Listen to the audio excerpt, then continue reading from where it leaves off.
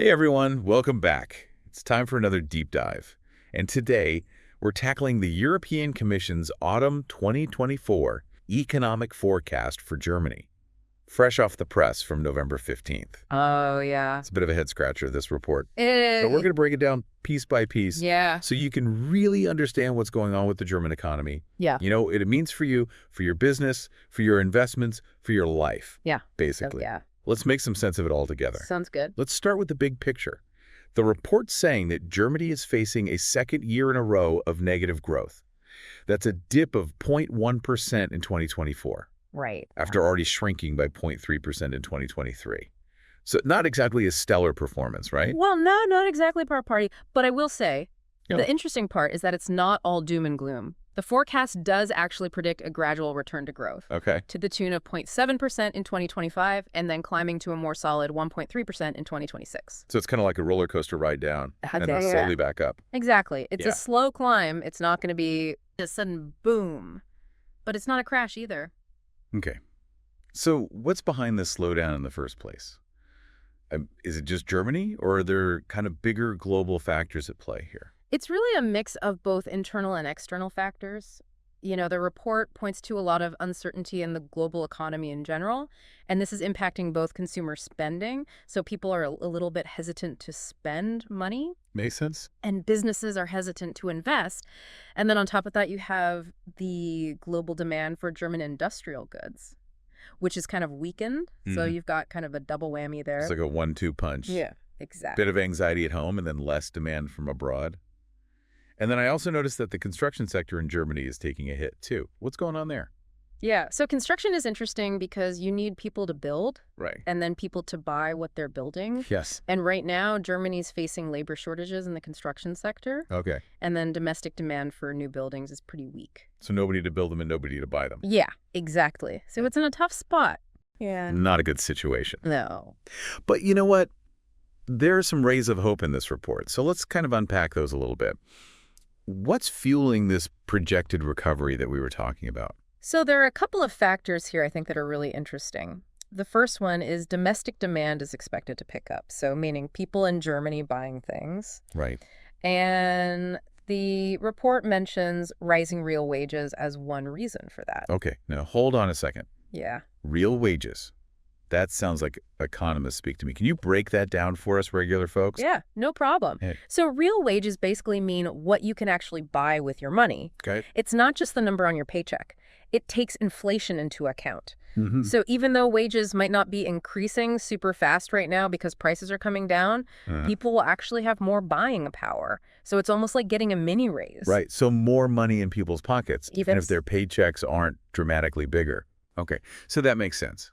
What else is kind of driving this recovery besides people in Germany just having a little bit more to spend?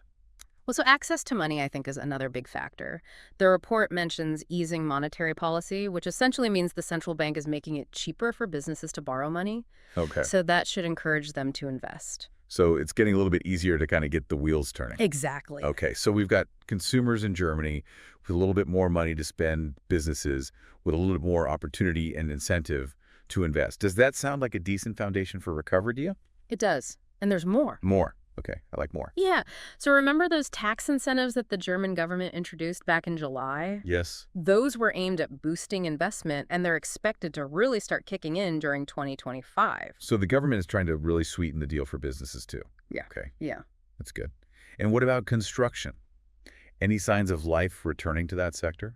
Actually, yes. The forecast predicts a comeback for construction as early as 2025, and it's going to be driven by a recovering demand for housing, Okay. but also infrastructure projects. Got it. Yeah. So we've got a potential surge in consumer spending, a slightly friendlier environment for businesses to invest, and then a reawakening construction sector. Mm-hmm. Those are some pretty solid pillars, I would say, for a recovery. They are, but remember, it's still expected to be a gradual process. Oh. Nobody's expecting Germany to suddenly roar back to its old levels of growth. Right. It's not a rocket launch. It's more like a steady climb. Yeah, exactly. Steady climb. Which makes me think about the people who are working in this economy, you know, the actual workers.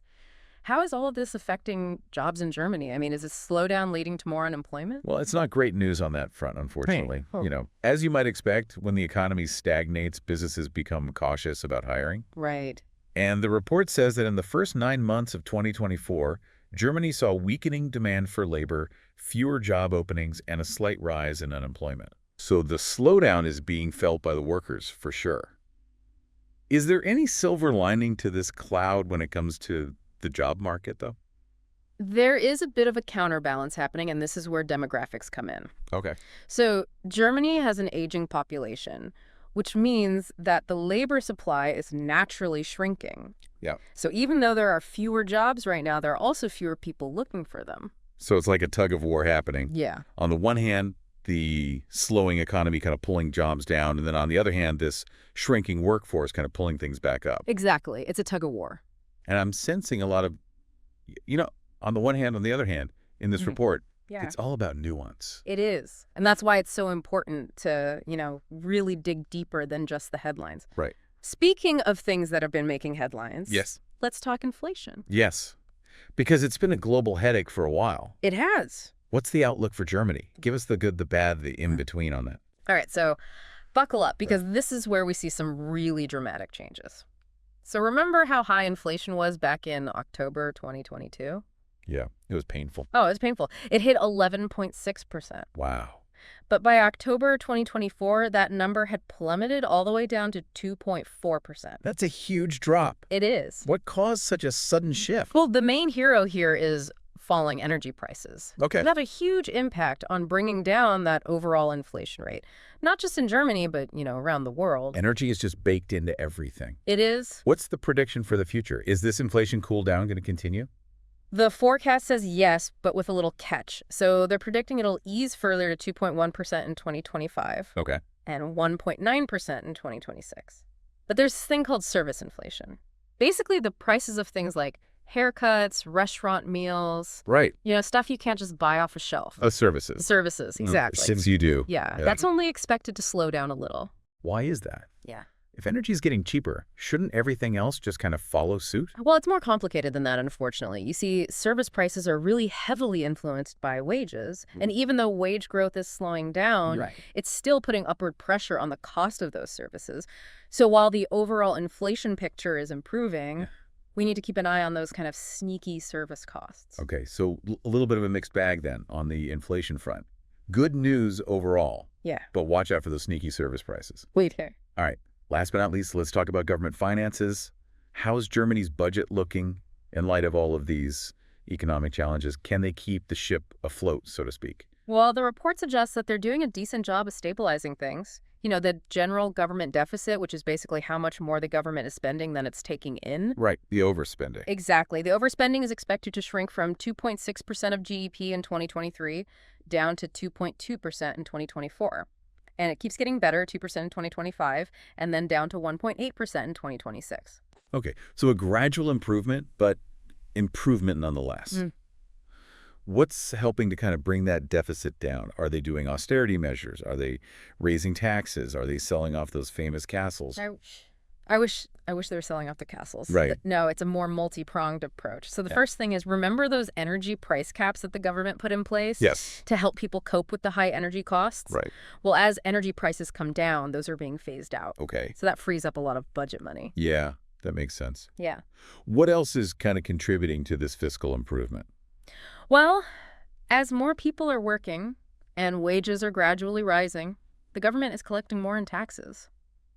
Plus, there are some plans to increase social contribution rates, so that'll further boost revenue. It's a little bit of, spending less and earning more. Exactly. But I'm sure there are some other pressures on the budget, right? Things that you have to spend money on no matter what. Absolutely. The report mentions increased spending in a couple of key areas: social programs and defense. So it's a delicate balancing act for sure. They're trying to rein in that deficit while also addressing these crucial societal needs and, maintaining international commitments. Okay. So a tightrope walk Yeah. on the budget. All right. What about government debt? That's always the big elephant in the room. How's that looking? So the report is projecting government debt will stabilize at about 63% of GDP over the forecast period. Okay. That's not ideal, No. but it's also not a sign of imminent collapse. Right. And this stabilization is due to a few factors, including that slow economic growth that we talked about earlier. When the economy isn't really booming, it's harder for the government to pay down its debt quickly. Right. Okay. So we've got kind of a clearer picture of the government finances, Yeah. a shrinking deficit, but a debt level that's hanging around. Yeah, it is. It's a lot to unpack. It is a lot to unpack, and I bet our listeners wondering how this all connects to their own life and their own decisions. That's the key question, right? We can throw all these numbers and percentages around. Yeah. But what does it actually mean for someone who's trying to navigate this economic landscape? Let's shift gears and focus on that in the next part of our deep dive. All right. Sounds good. I'm ready. Okay. Let's go. Let's do it. Buckle up. Buckle up. All right. So let's get down to brass tacks here. You know, we've covered the ups and downs of this German economic forecast, but how does it all connect to your world? You know, the decisions you're facing. Right. Like, let's say you're thinking about making a big investment in Germany. Maybe you're opening a business or expanding an existing one, knowing that the recovery is projected to be gradual. How might that affect your timeline? Would you jump in now or wait for stronger signs of growth? That's a good question. It really does seem like patience might be a virtue in this situation. Yeah, I think so. But what about those tax incentives we talked about earlier? Could those make an earlier investment more appealing? That's true. Yeah, I mean, especially if your business is in a sector that those incentives directly benefit. Right, exactly. It's all about weighing the potential upside of getting in early versus the risks of a slower than expected recovery. Okay, so strategic timing is key, for sure. Right. But let's kind of flip the script here for a second. What if you're not an investor, but you're someone who lives and works in Germany? How does this forecast impact your daily life, your financial decisions? Well, that projected rise in real wages is definitely good news for consumers. You know, it means your money will stretch a little bit further, even if your paycheck isn't growing by leaps and bounds. Could be a good time to think about those big purchases you've been putting off, especially if inflation continues to cool down. I like the sound of that. Maybe finally upgrade that old car, take that dream vacation. There you go. But what about the job market? We talked about the slowdown, the slight rise in unemployment. That's got to be a concern for a lot of people. It is. And you know, while the shrinking labor pool might offer some cushion, it's still a good time to be proactive. If you're thinking about changing careers, looking for new opportunities, now might be the time to invest in those skills that are in high demand. Right. Stay ahead of the curve. Don't wait for the job market to shift. Make yourself more marketable now. So we've got consumers who might be feeling a bit more optimistic, workers who might want to sharpen their skill set. What about those who are already running businesses in Germany? How can they use this forecast to their advantage? I think one key takeaway for business owners is to really pay attention to those shifting consumer spending patterns. As real wages rise, people might be more willing to spend on certain goods and services. Are you positioned to capitalize on that? Are you offering the things that people will be looking to buy? It's about adapting to the evolving market. Right. Don't just stick with what worked in the past. Anticipate what people will want in the future. Exactly. And don't forget about those tax incentives aimed at boosting investment. Could you use those to upgrade your equipment, expand your operations, maybe even branch out into a new market? So there are opportunities embedded in this forecast, even amidst the challenges. Oh, yeah, absolutely. It's a matter of being informed, being strategic, and being willing to adapt. That's the essence of it. And that brings us to something that's really important to remember. Economic forecasts are not set in stone. Right. They're based on a lot of assumptions and data points, and things can change quickly. It's not a crystal ball. It's more like a roadmap with some potential detours along the way. Exactly. So how can our listeners stay informed and make sure they're not caught off guard by any unexpected turns? Well, that's where we come in. We're here to help you navigate the complexities of this forecast and make sense of what it means for you. We encourage you to reach out if there's any specific aspect you want to explore further. We can dig deeper into particular sectors, analyze specific trends, or just answer any burning questions you have. Consider us your economic GPS, guiding you through all the twists and turns of the German economy. But beyond the data and the forecasts, there's something even more fundamental at play here. Absolutely. At the end of the day, it's all about mindset. Are you approaching this economic landscape with fear and uncertainty, or with curiosity and a willingness to adapt? That's such an important point. We can't control the global economy, but we can control how we react to it. We can choose to be proactive, to seek out opportunities, and to make the most of the hand we're dealt. Exactly. This forecast might seem like a lot of numbers and technical jargon, but it's ultimately a reflection of human behavior. Our choices, our decisions, our hopes and fears, and understanding those human dynamics is just as important as understanding the economic ones. So with that in mind, let's zoom out for a moment and consider the bigger picture. Germany's economy is just one piece of a global puzzle. How does its performance impact the rest of the world? And how might those global trends, in turn, affect your plans? That's a great question, and one that deserves its own deep dive.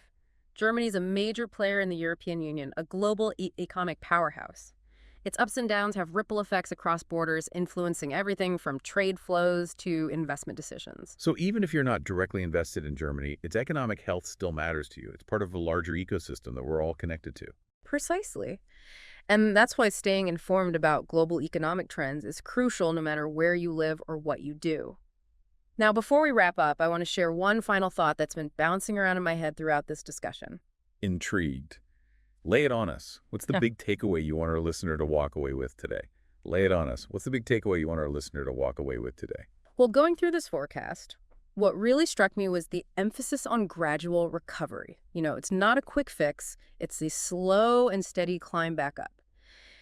And that got me thinking, in a world that's obsessed with instant gratification and quick returns, how do we adjust our expectations and strategies to this new reality of slow and steady? That's a great question. We're constantly bombarded with messages about overnight success and get-rich-quick schemes. But the reality is most things worth having take time and effort. Exactly. And that applies to the economy as well. Right. We can't expect things to just bounce back to normal overnight. It takes time for businesses to regain confidence, for consumers to feel secure, for those global supply chains to kind of untangle themselves. It's like rebuilding a house. You got to start with a solid foundation, and then you work your way up brick by brick. Exactly. No shortcuts, no magic wands. No magic wand. And maybe that's not a bad thing. Perhaps this slower pace can be an opportunity to do things differently, to focus on quality over quantity, to build a more sustainable and resilient economy. I love that perspective. Yeah. It's a chance to kind of rethink our priorities, to invest in things that truly matter, and to build for the long term. Yeah. So if our listener is sitting there thinking, okay, gradual recovery, got it. But what does that actually mean for me? What should I do differently? What advice would you give them? Well, first off, I'd say don't panic. The sky isn't falling, even if things are moving a bit slower than we'd like. Instead of getting swept up in all the anxiety, use this time to get informed, to assess your own situation, and to make a plan. Right. Knowledge is power. Yeah. And luckily for our listeners, they've got a head start with this deep dive. They've got the insights. Now they just need to apply them to their own unique circumstances. Exactly. So let's say you're an investor. This gradual recovery might mean shifting your focus to those sectors that are poised to benefit from the trends we discussed. Domestic consumption, infrastructure development, maybe even some of those tech-driven industries that are being incentivized. It's about finding those pockets of growth and aligning your investments accordingly. It's like being a gardener. You need to know which plants thrive in which conditions and then nurture them accordingly. You can't just throw seeds randomly and hope that something sprouts. Perfect analogy. And what if you're a business owner? Well, this might be the time to reevaluate your operations, your target market, your long-term strategy. Are you flexible enough to adapt to those changing consumer demands? Are you investing in the skills and technologies that will be essential in this new landscape? It's all about being proactive, not reactive. Yeah. Don't wait for the storm to pass. Learn to dance in the rain. Exactly. And for those who are simply trying to navigate their personal finances, this gradual recovery might mean adjusting your expectations about how quickly your savings will grow or how soon you can achieve certain financial goals. It might mean making some short-term sacrifices to ensure long-term stability. It's like that famous marshmallow experiment. Yeah. Delayed gratification. It's tough, but ultimately more rewarding. It is. So in a nutshell, what we're really talking about here is a shift in mindset.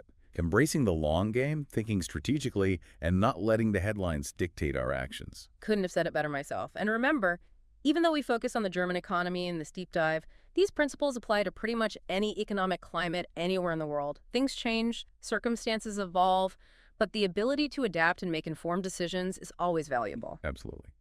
So as we wrap up this episode, let's leave our listener with one final thought to ponder. If this gradual recovery is the new normal, what opportunities does it create? How can we use this time to build something better, something more sustainable, something that truly benefits everyone? That's the challenge and the opportunity before us. We're not just observers of the economy, we're participants. Our choices matter. Our actions have consequences. So let's use this moment to create an economic future that we can all be proud of. Well said. Yeah. And until next time, stay curious, stay informed, and stay empowered.